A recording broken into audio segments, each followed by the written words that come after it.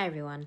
I don't think it's talked about enough, but I do think we should go over about when we feel weak and when we feel like we might be alone or in a storm.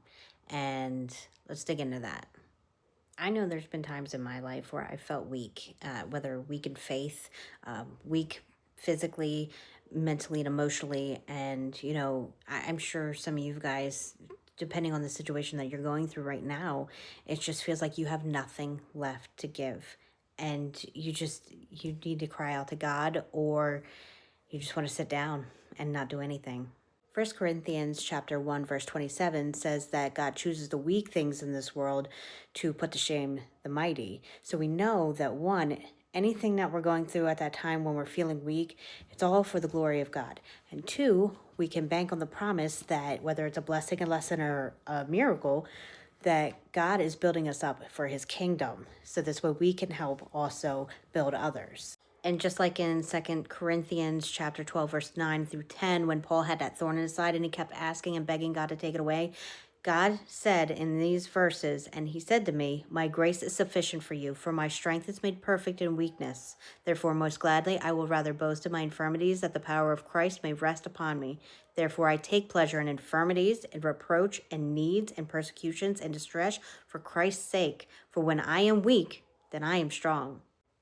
Those times that you can't cry out, you can't angrily scream at him, you can't cry, you have nothing left to give. Remember in Romans chapter 8, verses 26 through 28, that the Spirit intercedes for us. So when we have nothing to say, he's going to intercede with groanings. God's going to be able to hear it, and he's going to search our heart for what we need.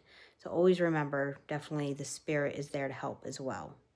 And just like it says, and we know that all things work together for good to those who love God, to those who are called according to his purpose. So even at our weakest, when we feel like we have nothing left to give, when we feel vulnerable, inadequate, demolished, we're hurting for other people, we're hurting for ourselves, lean on these promises that God has told you, that he is with us, he is fighting for us, he is helping us. And I've said it before that one of my go-to scriptures is Isaiah 41:10, which says, "Fear not, for I am with you. Be not dismayed, for I am your God. I will strengthen you. Yes, I will help you. I will uphold you with my righteous right hand." But also drop down to verse 13, where it says, "For I, the Lord your God, will hold your right hand, saying to you, Fear not, I will help you."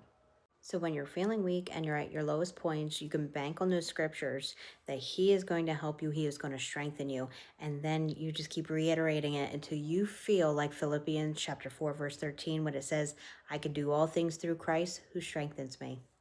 God bless.